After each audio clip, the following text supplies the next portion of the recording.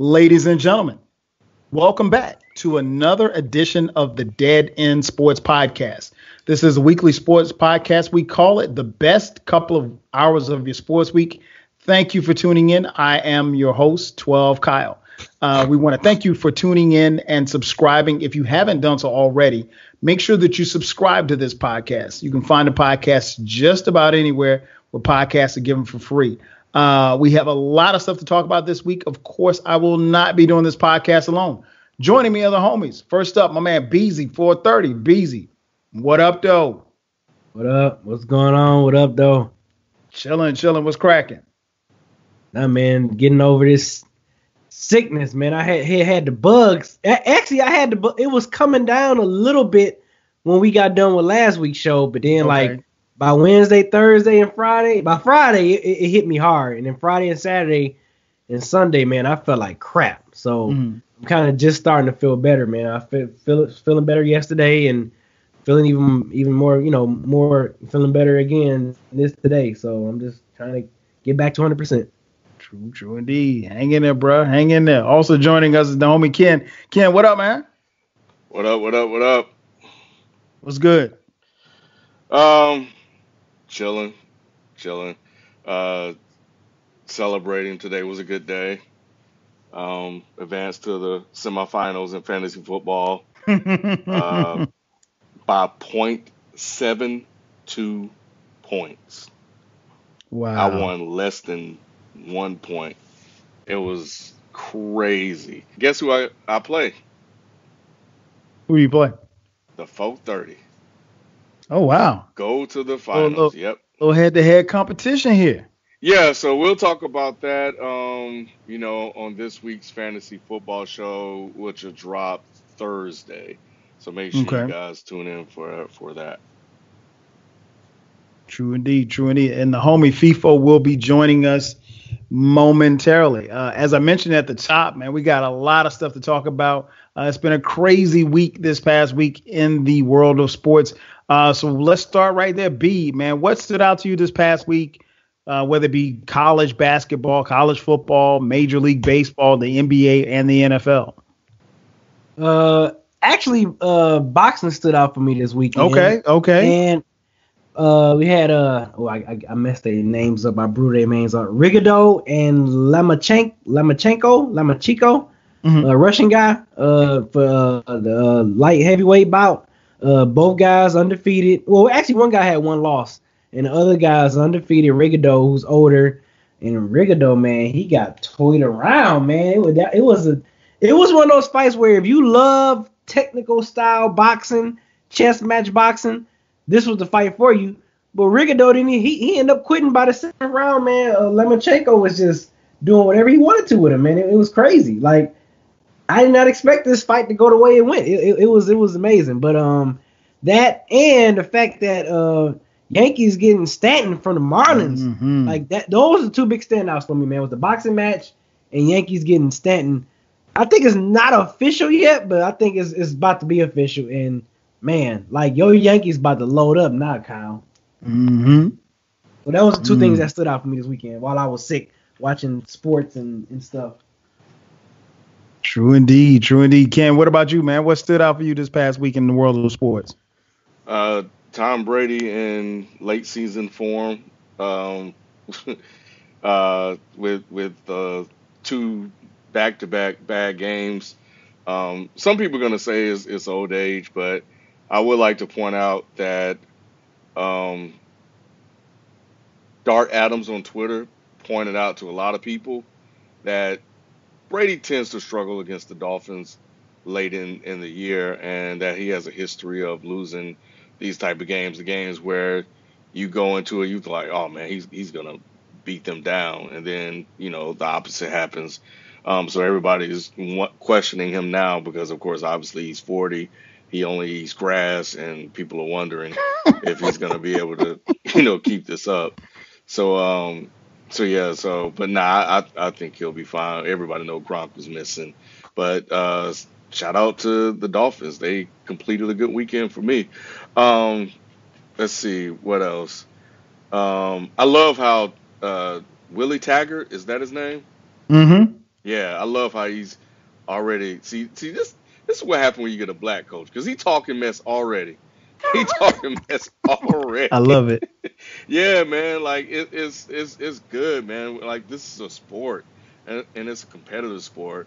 So it's kind of dope that he's coming in and he's trying to infuse that organization with some energy. You know, they just lost, a guy who's been there for a while who won them a title, and he's trying to go ahead and put his imprint on that university. So that's dope. Um, Jacksonville Jaguars. How long have I been talking about the Jaguars on this show? For a couple of months now. They went and beat the Seattle Seahawks, and they did it in dominant fashion. Like I know the score looks close, but that's because Russell Wilson, he just caught fire.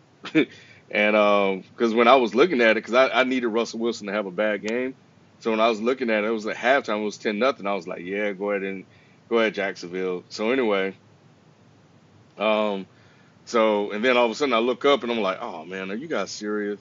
And they let Russell Wilson get loose. But in any event, I've been talking about the Jaguars on this show for quite some time, and even now people are starting to talk about them a little bit, but they still don't quite believe. But anyway, that's why you should listen to us, man, because we're ahead of the curve. We see stuff like this. So, and this was something this is another thing on the show that we got in front of, and here we are. So, yeah. So that's it. Those are really the standouts from this weekend for me. Oh, man. And Marshall Faulk, Donovan McNabb, and whoever else, this other guy that man, nobody is safe. And I can imagine this could get very ugly in sports and sports media in general. I think this is the start. So, yeah, man, it's something to keep an eye on. No doubt. And we'll talk about that in just a few as well. Let's see. What stood out to me this past? First and foremost, man, taking it to the NFL, man, that game between the Colts and the Buffalo Bills and that snow. Oh, my God. I'm pretty sure most of you listening have seen the footage of it. But they got crazy snow this past weekend in Buffalo. And, the game was played in some adverse conditions, to say the least. I mean, like, you could barely see the game from the stands. I don't know what kind of fan would actually sit in that kind of snow. I guess it's a Buffalo thing. There's no way in hell I'd sit through that. But shout out to the fans and for the teams who played in that game. Frank Gore in particular, man, he had 36 carries for 130 yards this was game number 193. So, man, Frank Gore has been an all-out beast, and really to get it done in that kind of weather, I think speaks volumes to where he is. Still making things happen as a player, even at the age that he is. Also, big shout out to Larry Fitzgerald. Larry Fitzgerald this past weekend passed Randy Moss. He only trails now Jerry Rice and Terrell Owens in receiving yards. He's already passed Marvin Harrison, Steve Smith, Tim Brown, Tony Gonzalez, and Isaac Bruce this year. So he is right now third in career receiving yards. He is a guy who is destined for the Hall of Fame. And also got to shout out one thing that stood out to me this past week. The Falcons, man, the hometown Falcons. They started off, very sluggish, but they seem to, start to be finding their footing. They started off 7-5, and right now they're 8-5. And they actually could win the NFC South if they win their final 3 games. Now, they go on the road this weekend to Tampa. That game is on Monday night. Then they go to New Orleans and then close out the season at home against Carolina. None of those will be easy victories, but, the Falcons actually control their own destiny. And this time last year, they were at 7-5 and went on that run and made it to the Super Bowl. So we'll see what happens. And an even crazier note in this past week's game, Matt Ryan threw 3 interceptions where it seemed like the Saints weren't trying to win the game and Matt Ryan was trying to give the game away. Ironically enough, the Falcons are 2-0 in games in which Matt Ryan throws 3 interceptions. So, yes, statistic for you, wherever you want to take it. To the NBA, shout out to the Spurs. They will be getting back Kawhi Leonard tonight. As we record this, Kawhi Leonard is making his season debut. And also in the NBA, big shout out to Victor Oladipo for the Indiana Pacers.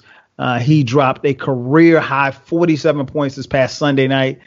He's leading all Eastern Conference guards in scoring.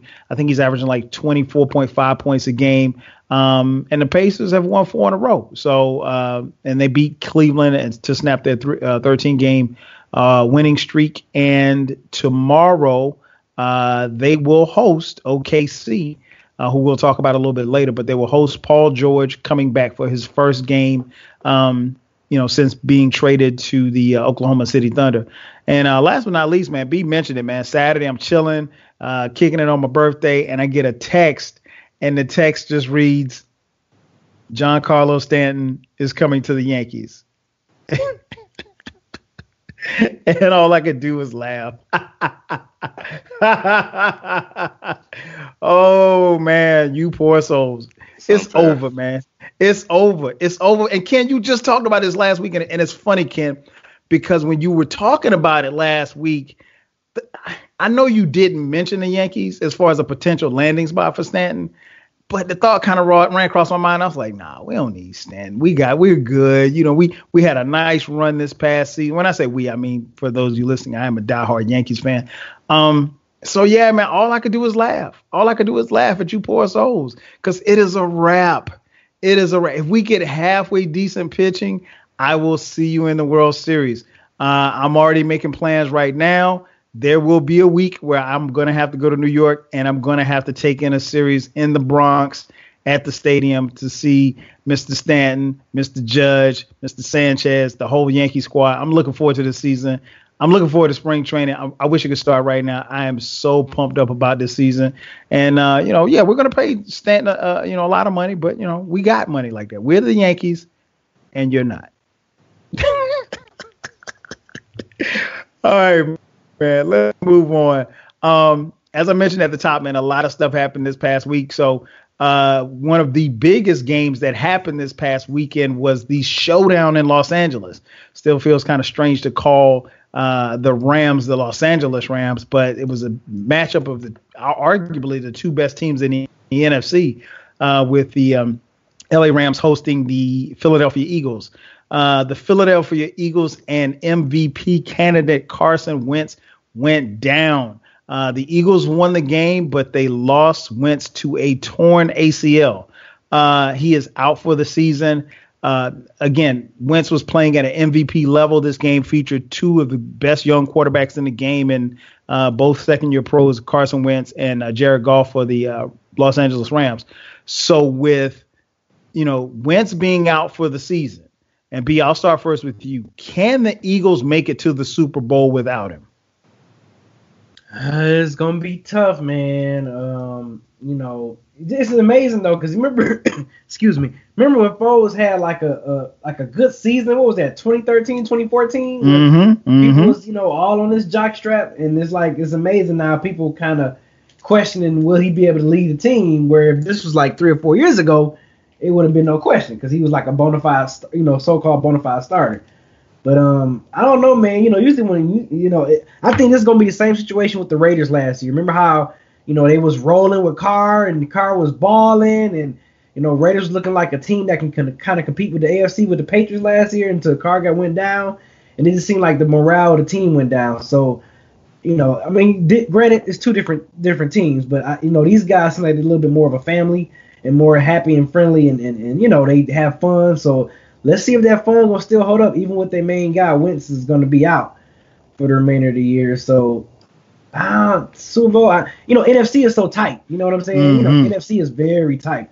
So, I don't know. It's very little room for error in the NFC right now, because when they showed that playoff race and all the teams in the hunt, it's tight, man. So, I don't know if they can. I can't say if they're going to make it to the Super Bowl, man. I really can't say. I can probably say they, maybe NFC Championship game at best, but I can't say the Super Bowl.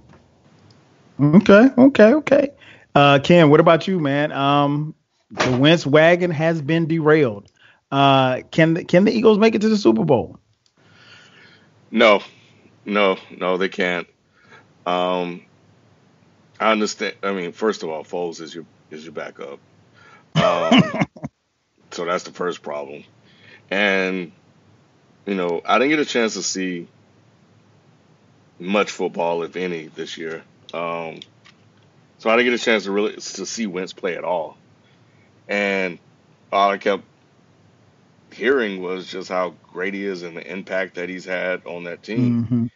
And looking at the makeup of that team before they got Jay Ajayi, I mean, they still had the same pieces, but from what we've seen of those pieces, they were, I don't want to say nobodies, but they were not elite guys. Like Alshon Jeffrey is a talented receiver, but we haven't seen him like go out and really like dominate as a number one receiver. He didn't have like, and I know what I'm gonna say, the Dez Bryant impact. People are gonna think about Dez Bryant of the last year or two, but just think about Dez Bryant from back in the day. Right. Because I think I can't say Antonio Brown because nobody can compete, or Julio Jones, nobody can get on their level, but they can be a Dez Bryant if they're a true like number one wideout, and I haven't seen that from him. It's just really been the offense and the defense, and Wentz just making the right throws and the right plays to, it seems like, whoever's open. So I think that comes with the level of IQ at the QB position, and because of that, they've been able to win a lot of games. So now that he's gone and you lose that it factor that he brought to the Eagles this year, and you replace that with Nick Foles, then no, I don't see them getting to the Super Bowl. And I was looking forward to possibly seeing Wentz make that run, but now I think it's wide open, and I think any team below them outside of Minnesota can get there. And that's no knock on Minnesota. You gotta give Case Keenum the props, but at some point the clock is gonna strike 12 on him. And hey, I've been saying the same thing. I've been saying the same thing. Yeah. Salute to him. You're having a career year, as they say in baseball, but at some point, man, it's gonna happen, and you may have seen it happen last week. So, so anyway, I think for everybody else outside of the Rams and the Vikings, I think they got a shot, and I think it comes down to the quarterback: Breeze, Newton, Matt Ryan, or Russell Wilson if he get in. But Goff, too young, and Case Keenum, he's a pumpkin. So I feel bad for Philly, man. But nah. Yeah, man. It really had been their year. I agree with you guys, man. I can't say that I think that they would make the Super Bowl.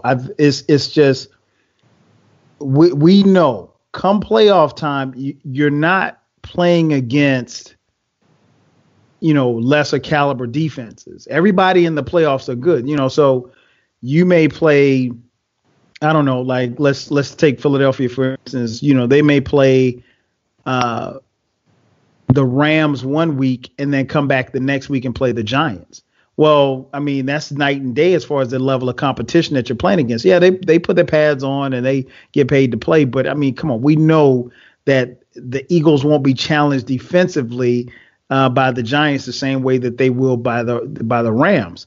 And ultimately, in every game, a quarterback has to make the throws. He has to make plays. He may have to make plays with his feet if he can do that. And I just don't trust Nick Foles to do that. Nick Foles had a good little run, and I don't know about you, and Ken, I know you didn't see the game, and B, you may not have seen the game either. But to be honest, when Wentz got knocked out, I was like, and Nick Foles came in the game, I was like, damn, Nick Foles still in the league? Because I had no clue he was still in the league. I had no clue that he was still in the league. And I'm not even going to bring up Kaepernick. But I mean, like, it just goes, when I look across the board of some of these teams, when you look at the teams like Green Bay and some of these other teams that are scrapping, trying to get into the playoffs, and they're having to go to maybe their second or third backup. Houston is another team. I can only help but wonder what would have happened if their ownership had moved forward and signed a guy like Kaepernick, and you have a guy who's proven who could get you over the hump. That being said, I don't see it from Nick Foles. I think, and people say, well, Nick Foles played well, against, the Rams. And I was like, that's because he was thrown in. It makes a huge difference when you're summoned from off the bench, as opposed to going into a game and teams planning and scheming to play against you. That's a huge difference. And people have game film on Nick. I mean, Nick Foles is a backup for a reason. I guess that's the biggest thing that I can say. He's a backup for a reason. And no, I think he probably can man, the fort long enough and well enough to get them into the playoffs and, possibly home field advantage throughout the playoffs. But no, this team could very well get knocked out in their first game because Nick Foles is who he is. And like you said, at some point, the clock is going to strike 12. Ken, you made a great point about Case Keenum. I said the same thing. Case Keenum is starting to look like Case Keenum. And, you can attribute some of that, what he did or didn't do this past week, to the Carolina defense. But he didn't look that good a couple of weeks ago when they played against the Falcons. And so, at some point, and I know at this point in the season, head coach Mike Zimmer isn't necessarily enthusiastic about bringing Teddy Bridgewater off the bench. But, bruh, if Case Keenum keeps playing like this, at some point in time, you got to say, well, maybe, we've got a legitimate shot. Let's throw Teddy in there and see what we got. Worst case scenario, if he's not ready or not back to where we think Teddy Bridgewater should be, then you can go back to Keenum. But that Vikings team is stout. So I like their chances. If they can get decent quarterback play, I like the Rams' chances. If Goff can keep it up, somebody's got to come out of the NFC South. I can't really trust Cam as a quarterback because Cam, he's hit or miss. If Cam is on, yeah, the Panthers look really good, but Cam, he's on one game, off two games. So the NFC just became really wide open, where I thought Philly probably was the lock for the Super Bowl. Not so much. And like you said, Ken, if Seattle can possibly get in, I mean, what Russell Wilson can do. So we'll see how it plays out, man. But yeah, in the NFC, I think it's wide open. And I think Philly's really it sucks because they had all the tools to go all the way. Don't think they're going to make it. Speaking of the NFL, we got word of some more off the field news, this time dealing with the NFL Network. The NFL Network has suspended Hall of Famer Marshall Faulk, Ike Taylor, and Heath Evans as their on-air talent as they investigate allegations of sexual harassment. These suspensions came in response to a filing of a lawsuit by a woman by the name of Jamie Cantor. She is a former NFL Network stylist. She also alleges in the filing that former NFL players Donovan McNabb and Eric Davis, both of whom used to work for the NFL, now work for ESPN, that they engaged in sexually inappropriate behavior when they worked for the NFL Network. Both McNabb and Eric Davis appear now on ESPN, and ESPN announced that neither will appear until further review of this case or what have you. So it's some wilding out going on the NFL Network, man, or at least that's what has been alleged. This young lady had been an employee for the NFL Network as a wardrobe stylist for the better part of 10 years. She, I want to say about a year ago, was fired for allegedly stealing some wardrobe material, someone's clothing. So all of that being said, again, another black eye for the NFL. This time it's coming from their lead network. B, man, what's your take on this, man? I mean, and I don't know if you guys had a chance to read the allegations, but a lot of stuff here, man. Guys sending pictures, groping, touching her. comments. Warren Sapp was also named in the suit. Warren Sapp allegedly showed her pictures of other women, naked women that he slept with, and they talked about how they wanted all of these things they wanted to do to her sexually, what have you. She was, according to her, she was sexually harassed in a major way, and the NFL Network let it go on and did not say anything about it to protect her. Now, of course, we know about. I didn't know all that. Yeah, man. Yeah. Wow. So all of this is coming on the heels of the Harvey Weinstein and the Russell Simmons and all of these other Hollywood major players that are getting outed, and now this is trickling into the sports arena, man. So what's your take on this, man? Man, this is amazing, man. Just the whole sexual harassment allegations that's been going on in the past 6 months, man. It's just like every time you look up, I'm looking like, who's next? Like, are we gonna hear something about Dion? So are we gonna hear something about some other respected, previous football players or commentators or anything, man? It's just like when I saw Dominic Nab and Marshall Ford, I was like, damn, like they just getting everybody, like your phrase, Kyle, out of the paint. They just getting them. Oh yeah, everybody getting out of the paint. It's just like, you said what? I say everybody's getting out of the paint. Yeah, everybody's just getting out of the paint. So when I just saw that, I was just like, man. Now when I saw Warren Sapp name in there, I was like 50 Cent on Power. Man, he guilty as fuck. He did that shit. Like, something about Warren Sapp that didn't surprise me. Diamond McNabb and Marshall Faulk, I guess, surprised me more just the way they carried themselves. And, we see how crazy, silly, and wild that Warren Sapp can be, especially coming from the Miami U. So, but yeah, man, it's just like, my question is, who's next? Like, who's going to be next out of this whole deal? You know what I'm saying? So, it's crazy, man. It's like an extension of and pretty soon, ain't going to be no more men at work because you can't even speak to a female or say hi or, hey, man, that's a nice dress you have on, or like that. Like, you're going to get out of the paint. Like, you're going to get out. Ken, what about you, man? What's your thoughts on this, man? Major scandal at the NFL Network. So is the Eric Davis guy, is that the one that's on Speak for Yourself now? This is Eric Davis, the former 49er, not Eric Davis, the former baseball player. So yeah, that is the guy that's on Speak for Yourself. Wow. Okay. Man, I like dude, man. He was okay with me. I like his points. They always seem fair and unbiased. But dang, this sucks. Like I said in the opening, man, this is just the beginning.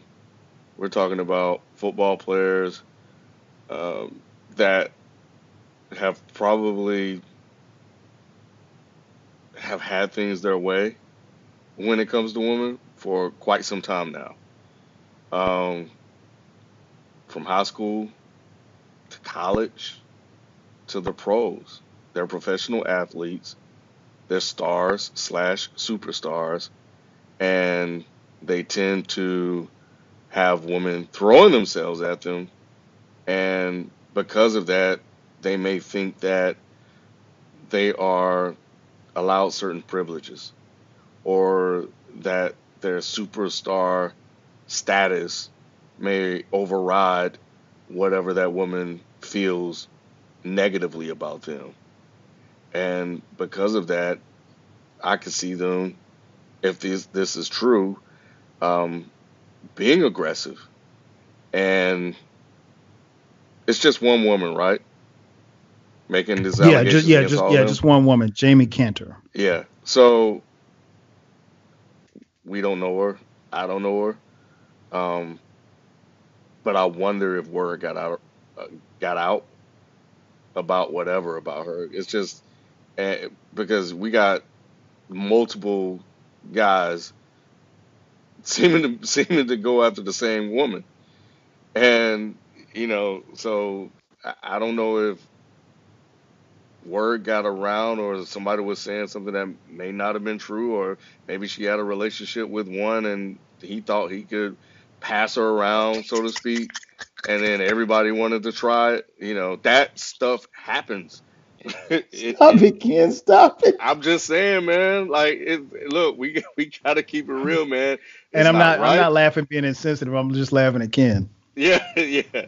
It's not right, man. But hey, man, look, this stuff that's happening now needs to happen. It's been a long time coming, but I can tell you, growing up, you know, the stuff that you hear, the stuff that you see, you know, it wouldn't shock me at all. Hmm. And I'm not saying it's right at all. I'm just saying that it's just something that happens, and I'm a person that, sometimes we got to get out of this bubble of the social media world that we live in, where Hmm. everybody says the right thing and it's PC and this, that, and other. The real world isn't on social media. The Mm. real Good world, point. Good yeah, man. point. Like sometimes people get caught up on just all this PC and and all that stuff. And man, if you get outside of that and you go to the hoods, go to some of these high schools, go to some of these colleges, and you talk to people that's not on social media, that world that we live in still exists. Mm. And all of the conversation that's taking place on the news now and stuff like that, they're not watching. And Hmm. if they're watching, they don't even give a damn. So it's going to take a while for all of that to trickle down and permeate to the general public. So, um, so yeah, I think that this is just the beginning, as I said when we opened the show, and it wouldn't surprise me if more and more keep happening. And B's right. At some point, all of the faces that we're used to seeing are going to be gone, and we haven't heard any of them, any that I've seen. Correct me if I'm wrong. Deny it. So, Right. and maybe their lawyer is telling them to keep quiet for now. But I'm just saying, I nobody has said I didn't do it just yet, and I'm waiting to see that. But man, like, look at the names, dog. Like, this is crazy. Donovan, Ike Taylor, Heath Evans. That's a white boy, right? Yeah, you used to play with the Saints. Yeah, every day, man. Every day was like, I was surprised by Marshall Falk. I was like, God dang, Marshall Falk trying to get down like Yeah, man. that. The thing Donovan that just they shocked said, me. the what is alleged that Marshall Falk did outside of harassing her, she said that she touched her. Allegedly, she said that he invited her to his room, and when she came to his room, he whipped it out and said, "You're not gonna get on this," and pinned her against the wall and pressed it on her, trying to get her to give him some head. So I yeah, am man. not. So I need to say this real quick. I'm not laughing at like Right, you that. laughing at Wait, the it's ridiculousnh. just That's like, what's yeah, oh yeah, my wrong. God, dude, ridiculous stuff. are you for real? Like it's Well, almost like in shock and awe. Come on, like well, you know what it is. It goes, and it's something B touched on. It goes back to power, and I think in a lot of these cases, not just men and women, it's people in a position of power taking advantage of someone, whether it be male or female. Um, in that, and I think we as a society have to get out of this.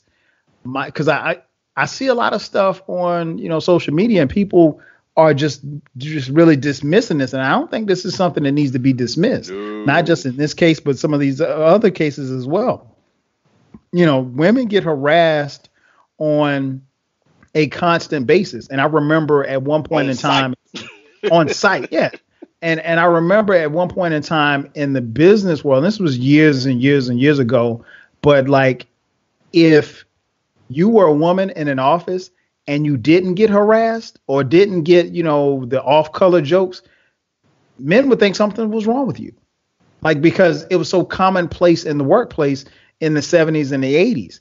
So, it's unfortunate, man. And I think we as men in particular, and particularly those of you, the men who listen to this show, um, you have to be more responsible and then keep the people that in check when it comes to stuff like that, because they think it's okay. I don't know this woman, but I think for her to have this lawsuit fight, and of course, people say, well, she's just bitter because she got fired for stealing clothes. I mean, that could be the case, But I don't think that she makes this story up about 5 other guys that she worked with. You know what I mean? And then I don't think that she would subject herself to this public humiliation, if you will, and slut shaming if there was no validity to it. And again, like Ken said, from Russell Simmons to Brett Ratner to Harvey Weinstein to Kevin Spacey, I have yet to hear one person say, I didn't do it, I'm going to sue you for libel. Not one. What we've heard is, I'm going to resign, I'm going to step down. Russell Simmons said, I'm going to, step away for a few. And I'm like, okay, so where are you stepping away to? And I don't know what the NFL Network is going to do with Marshall Faulk. I mean, Marshall Faulk has been with the NFL Network, I want to say, for the better part of 10 years. So, I don't know how they handle this. A guy like Warren Sapp, he's not even on the air. So I'm not going to say it doesn't matter, but, Marshall Faulk, like you said, is the big name in all of this. And what he is alleged to have done is sickening. You can't do that. You just can't. And I don't understand that mindset of thinking that you can do this and just get away with it and be cool with it. And it goes back to what Ken said. Maybe something happened. Maybe somebody said something. And even if something, let's say somebody did sleep with her and they try to feel like it was going to pass. Even if that happened, she did not deserve to be harassed, allegedly, if that's what happened. And, I doubt I tend to believe women when they come out with these stories, because I don't think that women are going to make this stuff up. Is it possible? Well, yes, anything's possible, but I tend to believe the woman, and I don't think this woman is lying. Now, if we get a situation where the NFL Network says, she's lying or they don't believe her, that's one thing. Or we get a lawsuit from Donovan McNabb or Ike Taylor or something like that. But usually when guys go silent when stuff like this happens, their silence, to me at least, speaks volumes. So we'll see how this plays out, man. But this is not a good look for the NFL. Taking it to the NFL, we saw the game this past weekend. It got real ugly in Jacksonville. As Ken mentioned, Jacksonville Jaguars beat the Seattle Seahawks, knocking the Seattle Seahawks momentarily at least, out of the playoff race. But at the end of the game, if you saw the game, the Jacksonville Jaguars were in victory formation, just ready to snap the ball. And they went to snap the ball, and Michael Bennet decides to dive into the center and try to swipe the ball, and dives into his knees. And of course, that's just the part of the game where you're kind of relenting, you're kind of letting up, kind of waving the white flag, if you will.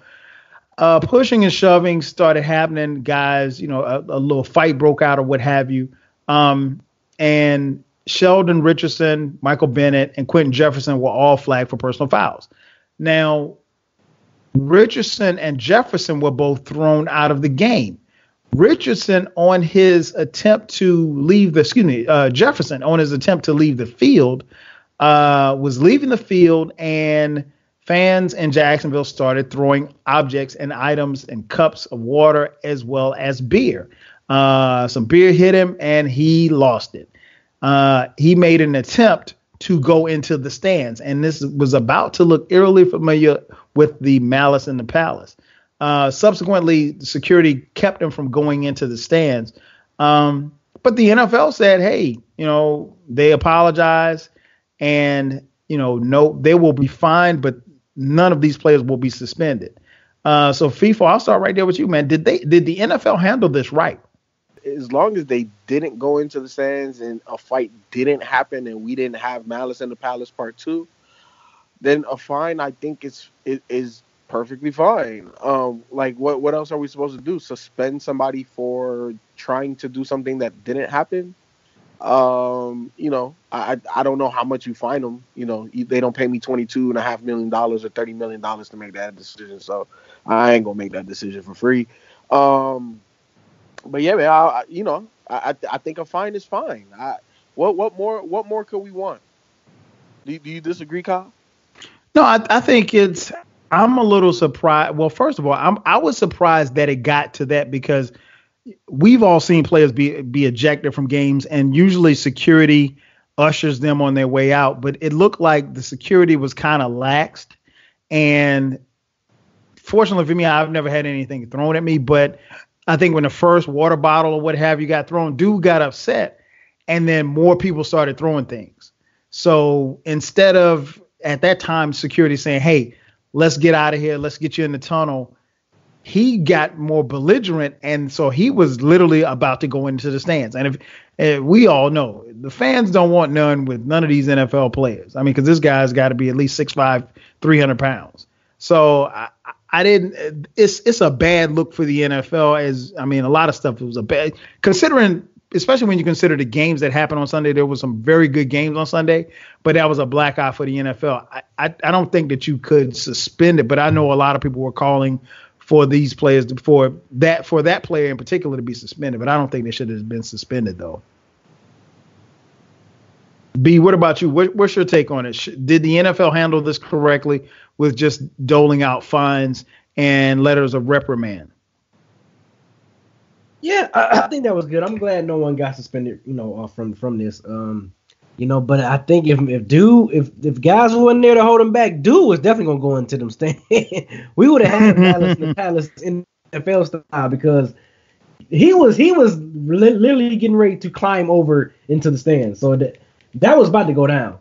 But I mean, I'm glad it was just a suspension. I think it was just a human nature. I mean, like I think I saw his after game interview. He was just like, I'm a man as well. I'm also a human being. Just because I play football doesn't mean I don't have feelings or don't have emotions, which that's a good point.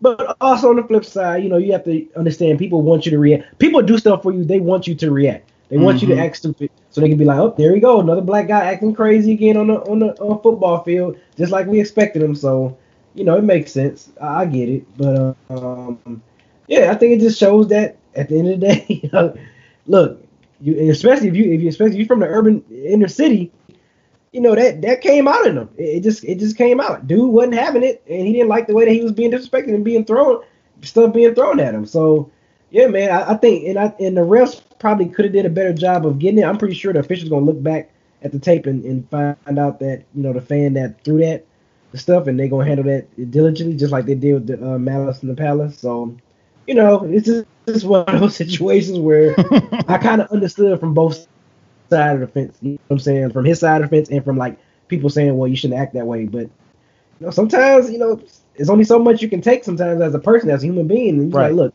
I'm not gonna be treated as a sucker, and that's how he felt. So I understood that. And Pete Carroll, the Seattle Seahawks coach, after the game said that he said, quote, the fans pay a lot of money to sit in the stands, so I guess they feel like they can do whatever they want with us.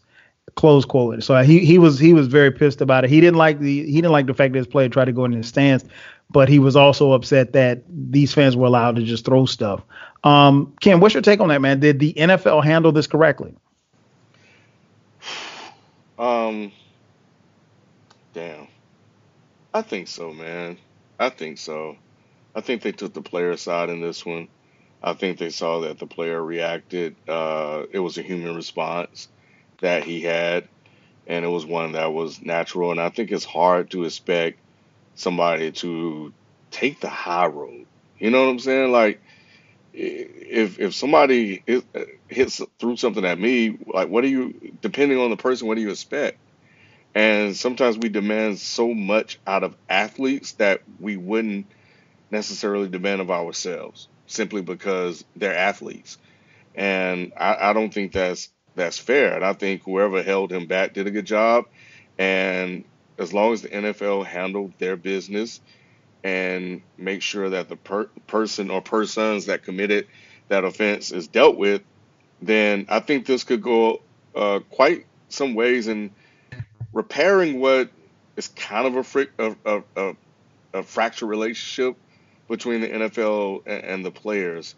And for me, I'm okay with the decision that they made because the person that or persons that threw that, they're the ones at fault.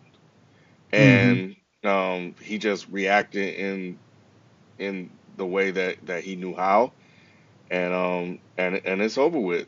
So it didn't turn into a Malice in the Palace type things. Number one, it's kind of hard to get up there. I don't see he's gonna jump over that rail. He's gonna climb up there. Well, he was pretty determined, Ken. He was. So that helped. But to that point, thank God he couldn't get up there. Right. Because who knows what could have happened. So yeah, I'm okay with what they did here.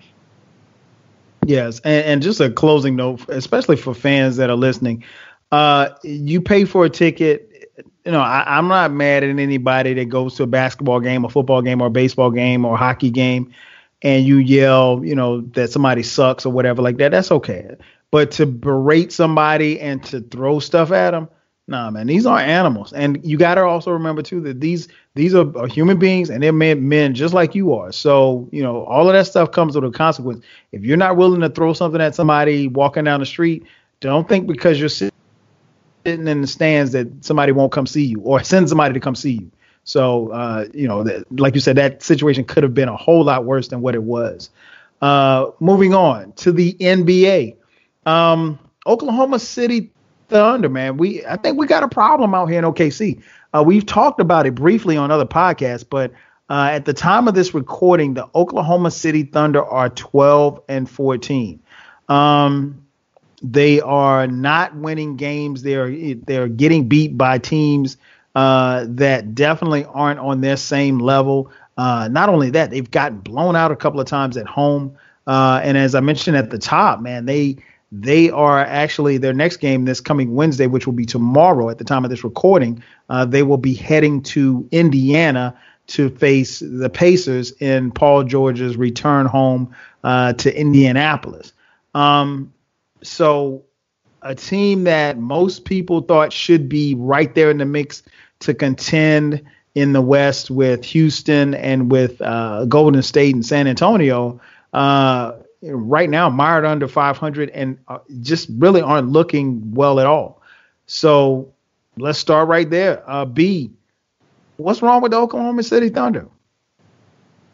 Oh, man. It's amazing that, we're talking about them because what's my man? Oladipo is having the time of his life in Indiana right now. Mm-hmm. And, we all talked about this last season, how his play has went down so much when he went to OKC. We thought, he was going to be a great compliment to Russell Westbrook as far as his stats. We didn't think his numbers was going to go down. So, I just think it's not. I posed this problem even when the trade happened, even though I was like, man, that's dope that, we got a trade that got the league talking. But I just think with those guys, all three of those are ISO ball type of guys. The only person that can play off the ball a little is Paul George, and I think FIFO can agree with me on that. And but I think when you got guys that's just ISO type of dudes, it's kind of hard to mesh well. You know what I'm saying? Mesh and have a good flowing offensive system. And I think like Kim been calling this for the beginning. I think Billy Donovan, is he the right coach for that squad? For Russell Westbrook. For Russell Westbrook, is he the right coach for him? I think Donovan he should be on the hot seat now. I think this is the point where he needs, especially going into this season, if they don't make a run at some Western Conference Finals or possibly Finals, you're gonna have to look at Billy Donovan. You know what I'm saying? So yeah, I just think it's just not enough balls to go around for those three type of ISO players. Okay. Second part question. I know it's early. Could you see a scenario? And I heard this mentioned today on TV. Could you see a scenario be where they look at possibly moving Paul George? And the reason why I ask that is because keep in mind, Paul George is only there for a year. He can opt out and he can leave in the free agency. So let's say that this thing doesn't get any better and we're getting closer and closer to the All-Star break. Could you see there be a scenario where they, look to move Paul George? Yeah, I can see it because I think the plan, we all expected him not to stay there, for multiple years anyway. And to be honest with you, I don't know why he want to go to the Lakers unless Magic bringing another superstar or two there. But yeah, I can definitely see them saying, well, you know what? Maybe the Paul George situation is not. Depends on where they at by the time All-Star break comes. But if they're not satisfied with where they at, I can definitely see them saying, you know what? The Paul George, Melo, Russell Westbrook project is not going as what we planned, so let's try to make a move while they're getting this guy. While it's still hot, because Paul George is still a baller. You know what I'm saying? He's still a bona fide, top 3, top 4 small forward in the league. You know what I'm saying? So Yeah, I can definitely see OKC making that move. Ken, what about you? What's wrong with OKC, man? Oh, this is simple. Billy Donovan. Yeah, I knew he was gonna say it. Yeah, I knew it. I'm sorry. You are there to figure this out. That's your job. And he hasn't been able to do it. They play good defense. The offensive struggle. B kind of highlighted some of that. I know Rap's going to get into some other stuff about it, but I'm going to just stick to Billy Donovan. I just been on it since 2 years ago. You blow a 3-1 lead with Kevin Durant and Russell Westbrook. And I know it was against Golden State, but come on, man, you got to close that. Same way that Golden State had to close theirs, but that's not the point here in this discussion. And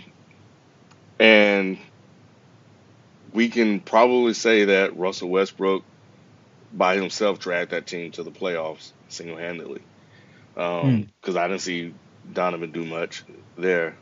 We've seen this season, let's give Melo some credit, man. Like, he stopped taking a lot of shots.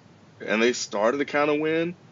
And they kind of started to hand the ball over to Westbrook. Westbrook kind of started to take over because he became frustrated. I agree with B. I think Paul George, can play in a multitude of ways, so he doesn't necessarily need the ball like that, like Melo does. But all that being said, like, we're 26 games in now, and it's just not working out. And you don't have a bench. I understand that, but you have Melo, Paul George, and Russell Westbrook, and you cannot figure out a way to make this work. So I do think that Kyle, Ralph, B, they're going to have to trade Paul George before the break is up because he's not staying there much longer for that. He's already saying that we got to figure this out. Melo left without even speaking to anybody. In the last loss, you give up a 22-2 run to Charlotte. You're not better than Charlotte. Yeah, Dwight Howard led Charlotte. A Charlotte team that just lost their coach, who stepped down because of, I think, health issues. And you lose. You're supposed to destroy teams like that. We saw Cleveland struggle. They got it right. They have LeBron. That makes the world of a difference, but they got it right. So Billy Donovan has to figure out a way to make this work, and I just don't know if he can. And if they are still hovering around 500 by the time the trade deadline comes around, yeah, he's gonna Paul George is gonna be out of there. You can't take that chance and get nothing. And I think that Billy Donovan may be gone as well. But I think they may need to make that move a lot sooner than they may want to. True indeed. FIFA, what about you, man? What's wrong with OKC, man? Again, 12-14. This team, while they did beat Golden State a couple of weeks ago, they have looked far less than what we all expect. What's wrong out there? I always give coaches the benefit of the doubt so that way they can kind of implement what they want to do, instill their culture. And for everything that I just said, they got to let Billy Donovan go. The time has come. I think he's proven he's just Scott Brooks 2.0. And for Russell Westbrook to get over that hump, he's going to need a championship type coach. And Billy Donovan is not that.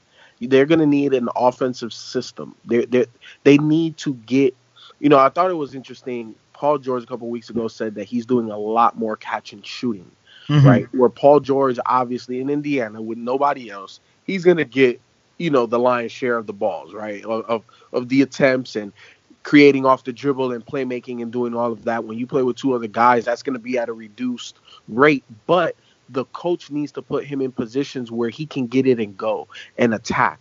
That's why I always say that Brad Stevens is the second best coach in the NBA, because when you watch Boston play, when you watch San Antonio play, even when you watch Atlanta play, when you watch Philly play, the ball moves, and the great players can dominate within the system.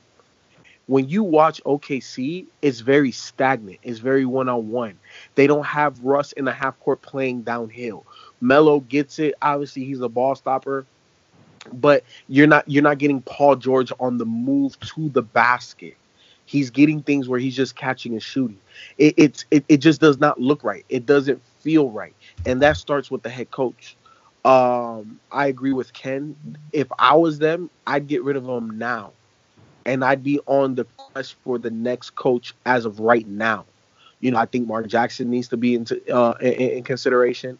There's some other names out there that need to be in consideration. Obviously, it's super early, but I definitely think they got to get rid of the coach. And then I would try to keep Paul George and try to trade Melo.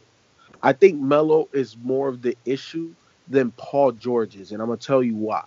Because Paul George can play off the ball, it's more valuable for him to play with Russell Westbrook.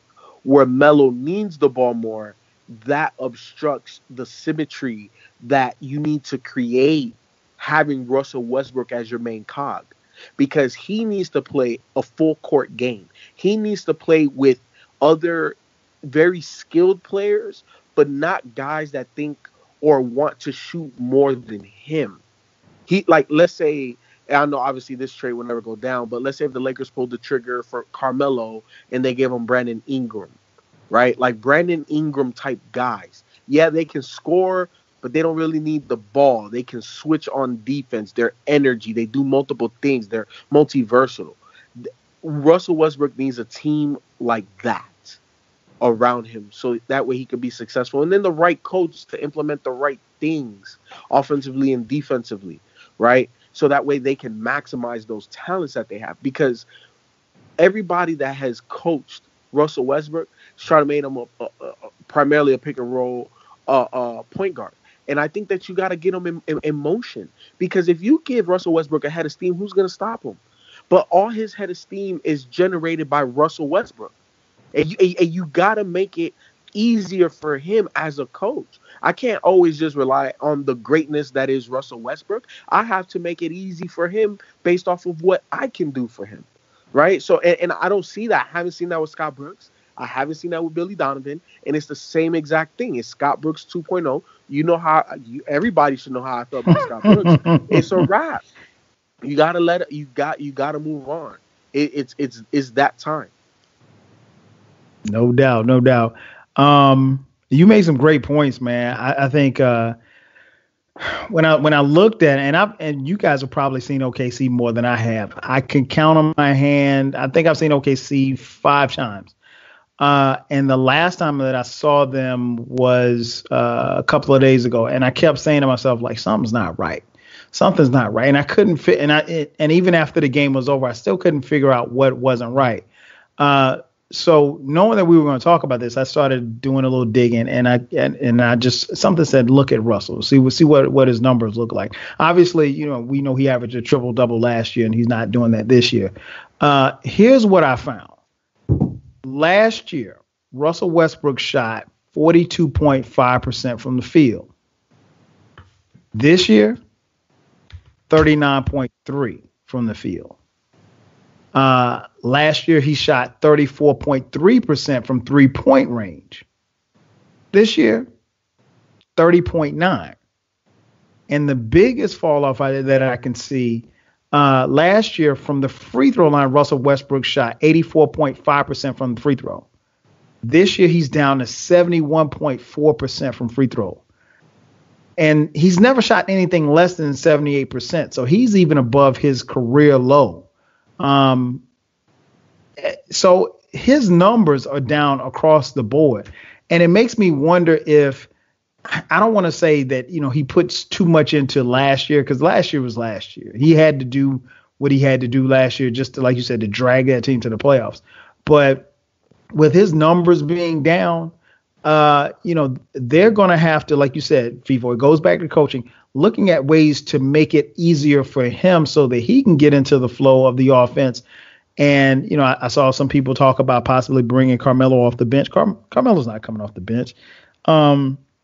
But they're going to definitely have to, if they want to look at keeping Paul George long term, if this continues, I don't know how much leeway you're going to give Donovan, because if you get rid of Donovan and let's say you promote, I don't know, whoever the top assistant is, I'm assuming it's Mo Cheeks if he's still on the staff, you promote within, or if you bring somebody like Mark Jackson off the street or something like that, you're going to have to give them time to get acclimated with that team and the players and, with Paul George. And again, if this team, like B said, if this team is still hovering around 50%, the 50% range as far as, the 500 range at the trade deadline, then you got to look to move, Paul George, because he's not coming back. I mean, we all think it's shaky at best that he's going to come back in anyway, but he's definitely not coming back if they're not going to make the playoffs. And, if they were in the East, then, we could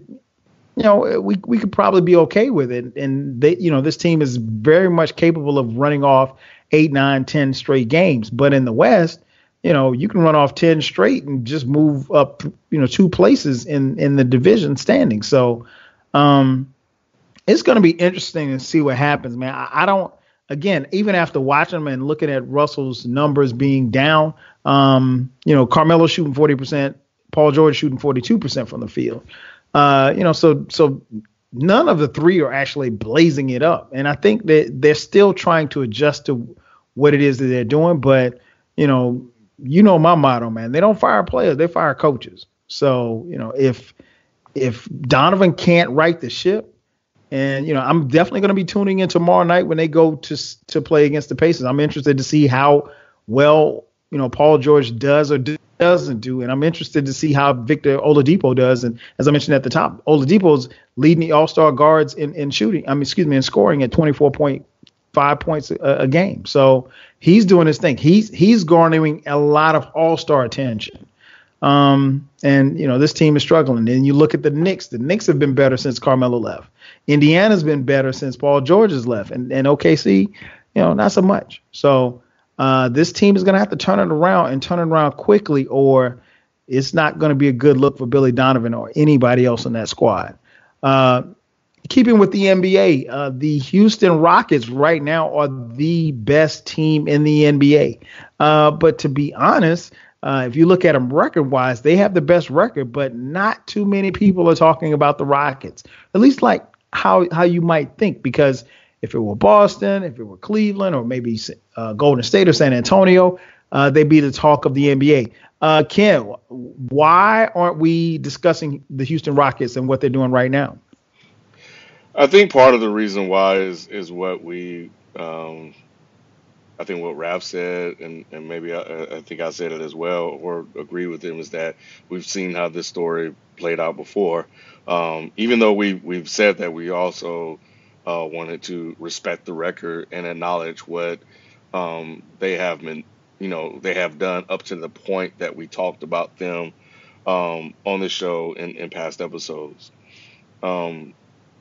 It's been another week, maybe 2 weeks since we've had that conversation, and they're 21-4.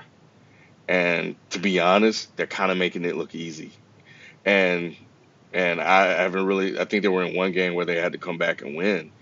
And I was looking at it one day, and I kept thinking to myself, I'm like, nobody's talking about the Rockets. And if this was Golden State, that's all people would talk about, regardless of what has happened in the past. And I think it's a little bit unfair to the Rockets. I think it's a little bit unfair to Harden. And I think FIFO said this, like if Chris Paul can come to that organization and give them that moxie that they'll need in the playoffs, and if that was the one thing that they were missing was attitude, then why can't this be the best team in the NBA? When the Warriors, before they even won anything, when they had that great year that led to their first championship, everybody talked about them. and I understand they had personalities that invited that conversation. Curry doing what he was doing, Klay Thompson, Mark Jackson labeled them the Splash Brothers. So prior to Curry coming on board, he already, had people looking at them by saying that they were the best shooters in NBA history. And then you had, Draymond, he was the difference maker, and they became an overnight sensation. And maybe that's why the Rockets are not receiving the love that the Warriors did when they rose to fame. But why can't it be the Rockets' time now? I know they have the same old coach. I know they have the same old team, but it seems like Chris Paul is making a difference on that team. And even when he went down, they still kept winning. And for whatever reason, no one is acknowledging what they're doing and really giving them the respect that they may deserve, or that I think they deserve. So that's why I wanted to bring it up, man. I think now is the time to start having that conversation and looking at what they're doing and evaluating what they're doing and really asking ourselves, can they win it all?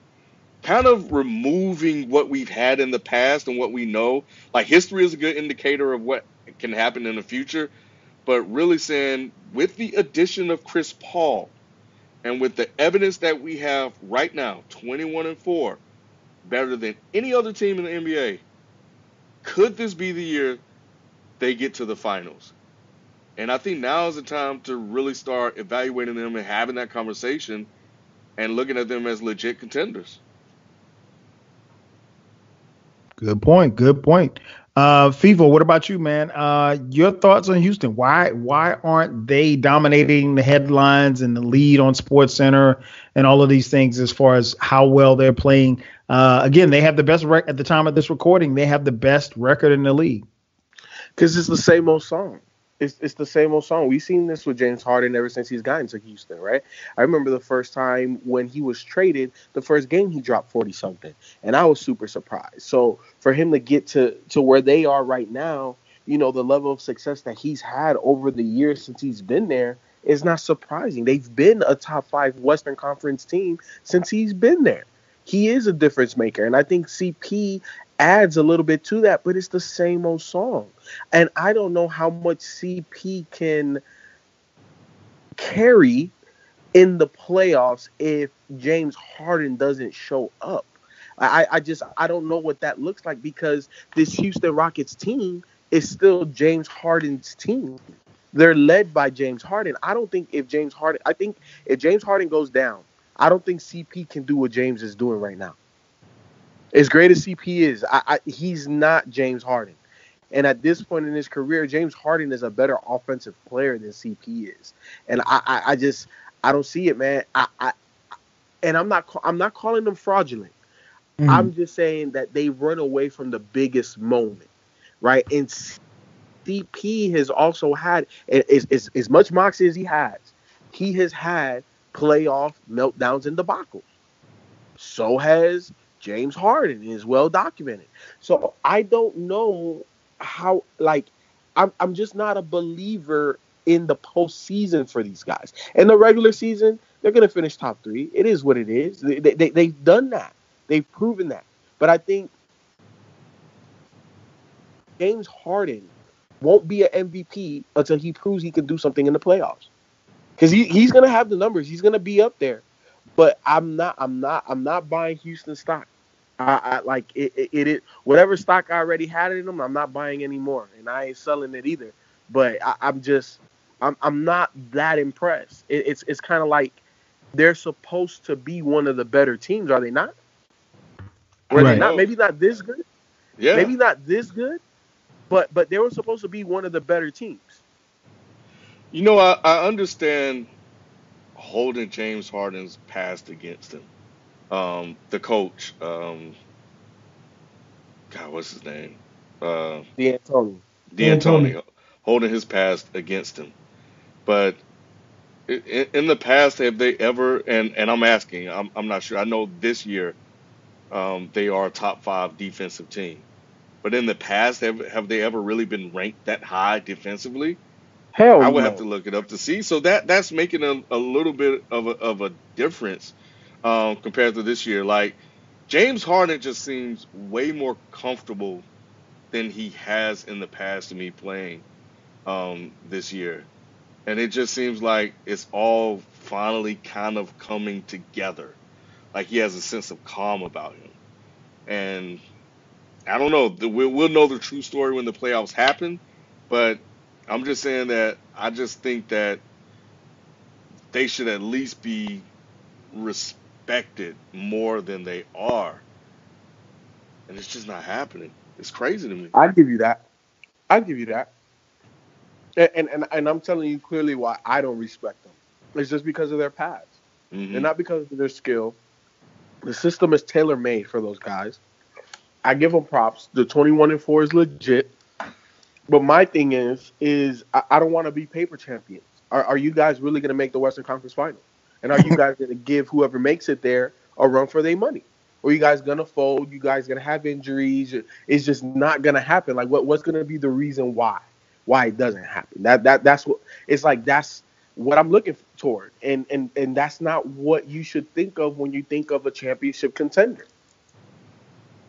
True. What about you? What about you, B? Your take on it, man.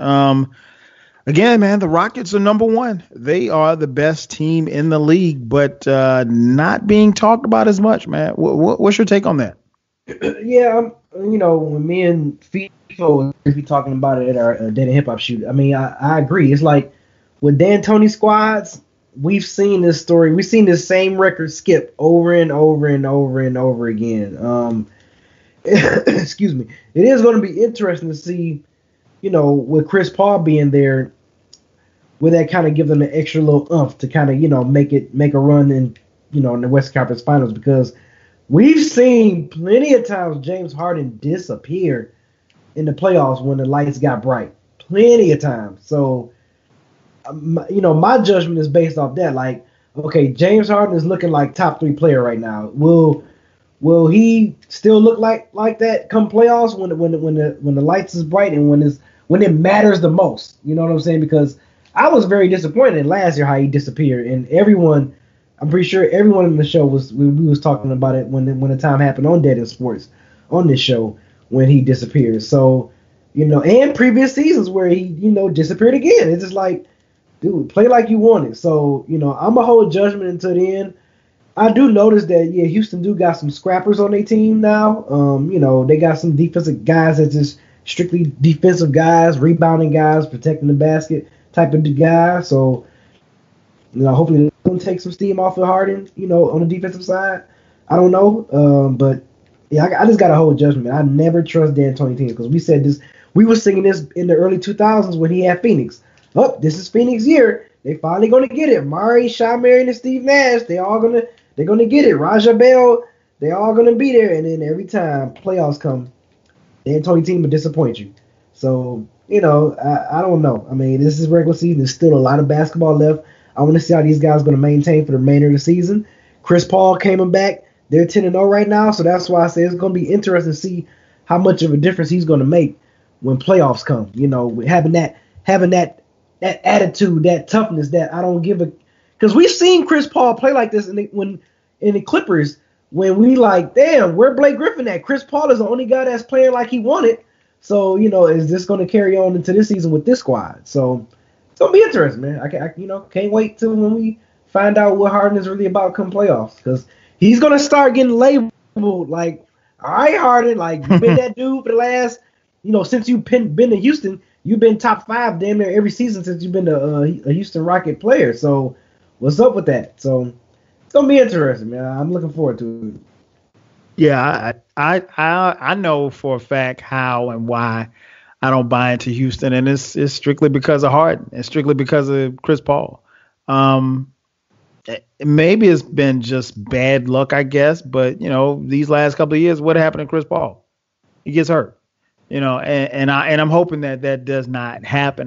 But you can't never question Chris Paul wanting to play. No. I know he wants to play. I don't question his heart or anything like that. Chris Paul is a soldier.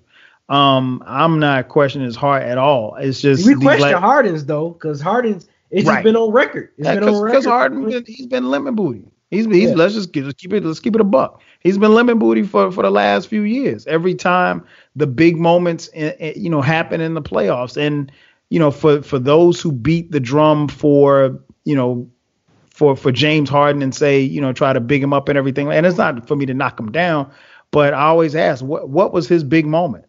Name me his big moment when it counted. No, and I get it. Yeah, dropping 57 during the regular season, that's phenomenal. I give him props for that. But come playoff time, that's when your name is made. That's when your legendary status is made. And it's not to say that James Harden isn't a great player, because I think he is.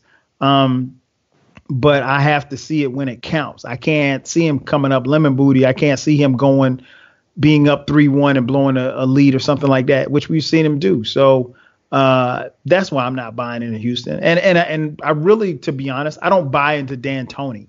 So I think, D'Antoni's teams traditionally, they score a lot of points. They, run up and down the court, and they're fun to watch during the regular season. Come playoff time, those possessions shrink, your benches shrink, and every shot counts. So you can't be out there and that wild cowboy shoot threes from half court. And, that's how Houston has been these last few years. And when the threes are falling, they're great. But when you're not shooting wide open threes and you got guys running at you and everything like that, which has been the trend for the last few years, Houston's looked very mortal. And, I think that they are a team that could challenge Golden State. But no, I don't think they could beat them in a 7-game series. But we should be talking about them because they're off to a great start. But no, to answer your question, Ken, no, I'm not buying them. Just not. Now, my tune may change, but I don't see it. I've never bought into them, so it's really kind of going to be hard for me to buy into them at this point. So yeah, man, it's time for us to, actually, before we wrap up, let's do a couple of one guy to goes. Fun game being played all over the internet. This comes from the mind of Eclectic on Twitter. You can follow him at the number one gotta go. Pretty simple game. You get 4 choices. One is removed and gone forever from your life. So with that said, let's see what we got for tonight's one gotta go. I got 4. So let's go. First one, let's go alcohol, liquor. Ken, one gotta go. Captain Morgan, Patron, Ciroc, Hennessy. One gotta go. Captain Morgan stays. That's one of my favorite. So we keep Hennessy. And it's Patron and what's the other one? Ciroc? Ciroc. By Ciroc. Shout out to Puff. Yeah, get Puff. Okay, you get rid of Ciroc? Yeah. Okay. B, what about you, man? Captain Morgan, Ciroc, Patron, or Hennessy? One gotta go.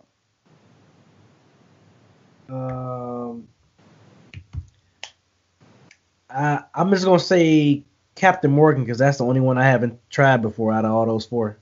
Okay. What about you, FIFO? Captain Morgan, Hennessy, Patron, or Ciroc? One gotta go. Get that captain out of here. I'm through you if that's one of your favorites, so I ain't gonna get on you. Get that captain out of here. Hey, I gotta complete the thing with you guys, man. I've had Captain Morgan maybe about 4 or 5 times. It didn't do nothing for me, man. Ken said it's his favorite, so I'm not gonna knock him. Not my favorite, one of my favorites. Okay. I like Captain Morgan. You can have it. And reminds me what to bring to your house next time I come. I'll bring you 7 bottles of Captain Morgan. All right, let's switch it up, man. Let's go food. Let's go restaurants. FIFO, I'll start with you. One gotta go. Cheesecake Factory, Buffalo Wild Wings, Chili's, or TGI Fridays. One gotta go. TGI Fridays. Okay. And I apologize for those of you who don't have any of these restaurants in your little small hometown. Sorry. B, what about you? Cheesecake Factory, Buffalo Wild Wings, Chili's, or TGI Friday? I had some bad experience at Buffalo Wild Wings, so I say Buffalo Wild Wings. But Okay. I have a feeling they have some good food, but just the 2 times I went, horrible experience. Okay. Ken, what about you, man? Buffalo Wild Wings, Chili's, TGI Fridays, or Cheesecake Factory? Chili's. I can get a Chili's menu at TGI Fridays. So, yep. Yeah, I'm gonna agree with you, Ken.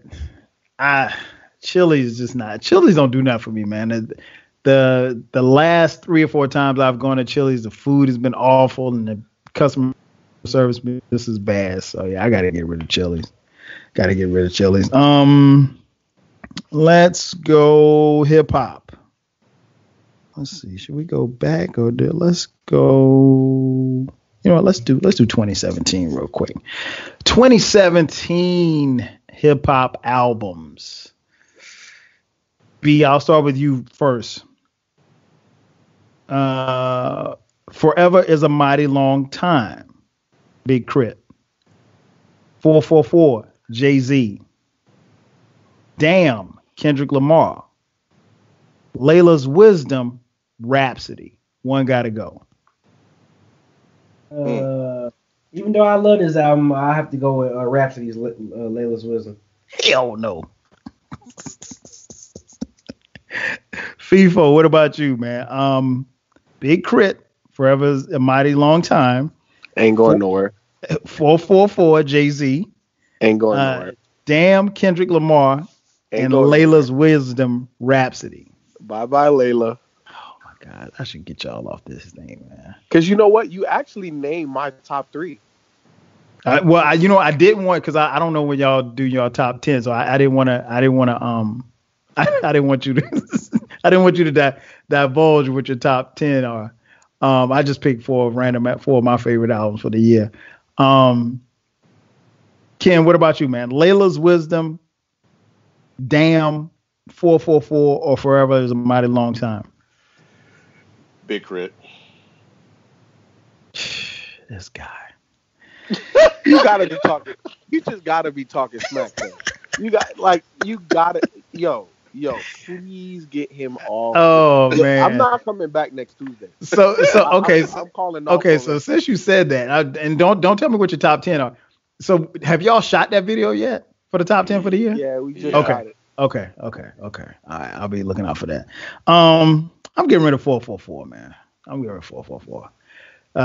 I've said on this podcast, I like the album, didn't love it. I will not be back next week. All right, let's take it back. Hey, that's crazy in like 444. No. Don't say that, B. Don't say that. I liked it. I didn't love it though. Everybody loved it. I got you. Everybody loved it, man. And I remember, I told you the last time, I'm sitting there watching this review, and I'm like, I got you. No, I feel you. I got you. You like it, but you don't love it. I got you. I'm like, ain't nobody agree with me. That's how I was with Quest last album. I liked it, but I didn't love it. Y'all was loving it, but yeah. You were. Yeah, that's right. That's why I said I feel you. That's right. You were. You did. Okay, last one. One gotta go. FIFA, I'll start with you. Ready to Die. Midnight Marauders. I know where you're going. Nope. I saw this. Nope. Midnight Marauders. Illmatic. Into the 36 Chambers. One gotta go. Wow. I even said on Twitter, I said I am not making no decision. I'm not making that decision. Oh, this is easy for me. Nah, you can't win this. Like you can't win. It's literally eeny, meeny, miny, mo. Like they're all like super classic albums. But okay, FIFO, gun to your head, you gotta pick one. Because this is what we do. I'm only going to pick. And look, again, I'm prefacing this by stating, there's no right or wrong on this. I think I know what you're gonna say too. Midnight Marauders, just because I don't mess with Tribe like that. Okay. I don't understand, but fair enough. Ken, what about you, man?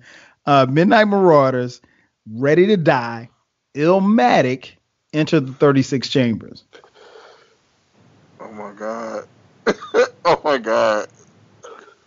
Okay, I say my answer. I say my answer. Someone put a gun to my head Go ahead, trying B. to kill me. I would say Midnight Marauders only because it didn't Oh change. my shit. God, are you serious? It didn't change shit like the other 3 albums did. Like Midnight Marauders, that was pretty much, Hey, cut his people mic. say a better version of Low End Cut Theory, his but mic like off. I said, huh? I said, cut his mic off. No, I'm just saying, but all the other 3 albums changed shit. I'm messing with you.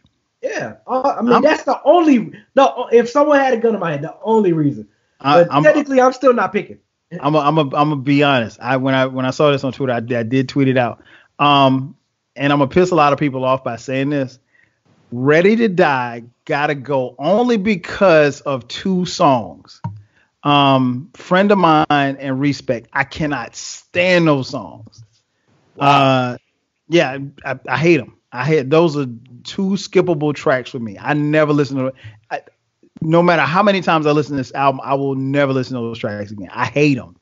I really wasn't a fan of One More Chance, the original. I mean, the remix is dope, but I'll listen to that. But yeah, those 2 songs, can't do it, man. Can't do it. So yeah, that's the only reason why Ready to Die has to go. Ready to Die, everybody went after the Ready to Die formula though. But I got you, personal preference. Yeah. I got you. Oh yeah, just personal preference. Album, Wu-Tang, So Rough and Rugged. Damn.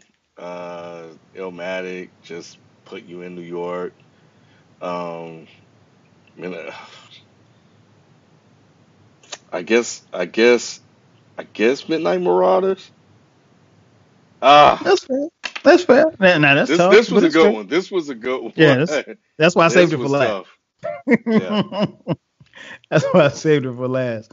As always, man, thanks everybody for checking us out. Make sure that you download, subscribe, and more importantly, tell a friend, pass the word. Right now it's time for our closing thoughts.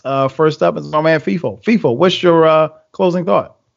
Let me see. There was a statement out today by the Big Baller brand talking about that the youngest too mellow and jello. They just want to play for the love of the game. You know, I've heard a lot of criticism, and to be successful in life, you're never gonna follow the road that you originally mapped out. You're always gonna have to be able to come up with Plan B, C, D, E, F, all the way through that alphabet. And right now, they're on different plans. The Big Baller brand, and I commend LeVar trying to make the best basketball decisions for his kids.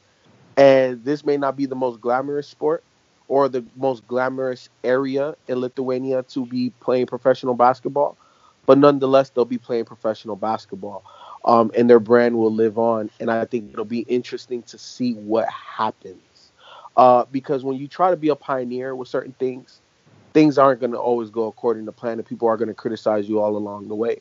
But if he wins, he's going to win big. And if you bet and if you have dreams, they better be big too. So I still commend LeVar trying to do what's best and trying to maximize the brand while they have the opportunity to. So, by all means, be a big baller. There it is. B, what about you, man? Your final thought. Isaiah Thomas and his old basketball stories. I love listening to Isaiah Thomas talk about old stories and just talk about basketball, period. Coming from, that's my favorite, basketball player, man. So, I just love it. But other than that, man, I hope everyone have a Merry Christmas. Wait a minute, why I'm saying this like we're not recording next week? But, yeah, everyone just be safe out there in these streets, man. It's crazy out here. True indeed. Ken, what about you? Your final thought? B tweeted us something where Kareem said that the NBA is America's sport, and I agree with that. When I look at the followings of the 2 organizations, the NBA has more followers on Twitter. I think they have more likes on Facebook. Numbers wise, last time I checked, they have more overall numbers, counting numbers, than the NFL. And I get emails from Google and on a week-to-week basis, and every week I get one saying that the search for basketball is up 25% or 30% or something like that. Basketball is huge. We've talked on the show about the storylines that they have, and just the overall interest that people have in the stars and the characters in what we could call superheroes. When you look at just the different skills and abilities that they have, the NBA, they have superpowers if you really want to break it down. And just looking at this year alone, like there's just, I mean, you're looking at Pop going 19-8 without Kawhi Leonard. Like who does that? The Knicks right now are in the playoffs. There's a story out right now about LeBron possibly going to Houston. We just talked about the Rockets, on this show, and there's a narrative built around, what James Harden hasn't done, and Chris Paul hasn't done, and D'Antoni, hasn't done. And can they do it? People are gonna watch that. I'm surprised you didn't mention this, but I understand that you didn't. But the Pistons starting out hot. Now they've lost 7 straight. Yep. And then you look at the Pistons, and now I have a question: is Stanley Johnson a bust? I think we have to have that conversation. So all of this stuff is happening in the NBA, and people are just fully interested. They play every night. You got highlights every night that are easily shareable on Twitter or Facebook or Instagram. So, and then tonight, at the time of this recording, we got Embiid versus Towns. And Ben Simmons is playing. And then Lonzo played in the Garden. Like, come on, man. Like, it's all about the NBA. And in a week or two, the NFL will be over. They'll be in the playoffs, and then we're moving on to something else. So I agree with Kareem, man. Like, I don't think it's something that has been pointed out in the past, but I'm glad that he said that. And I think it's time that we start pushing that forward more. That's a good point, Ken, especially with the injuries and the impact of concussions and stuff like that in the NFL. From a PR perspective, the NBA looks much, much brighter for the future. Quick programming note before we get out of here, before I get on to my final thought. Just got notification that Aaron Rodgers has been cleared to play he suffered a broken collarbone, so yes, they will get him back for the final 3 weeks of the season. I think Green Bay has to win all 3, and then they might need a little help to get in. But if they get in and they got Aaron Rodgers, they have a shot. We got him back, B. Yep, sure do. So my final thought, man, goes right there. Concussion protocol. Many of you saw, or if you did not see it, it's finished as soon as you finish this podcast. Google and you on YouTube. The concussion from Tom Savage. Tom Savage, the quarterback from the Houston Texans.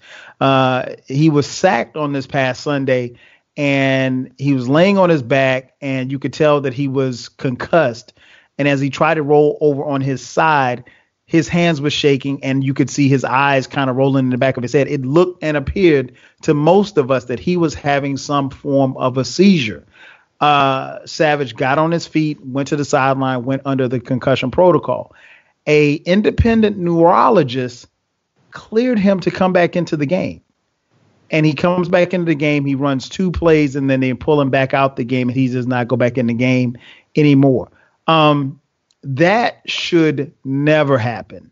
This man was on his back having convulsions, and it looked like he was having a seizure, and was allowed to come back into the game. Now, head coach Bill O'Brien said that, he didn't see the hit, and he did not know that, he was in that kind of a shape. He would have never let him back in the game. And he said he wasn't passing the buck, but he didn't see it. The doctors cleared him to come back into the game. And then they said that he wasn't good enough to come back in the game, so they pulled him out.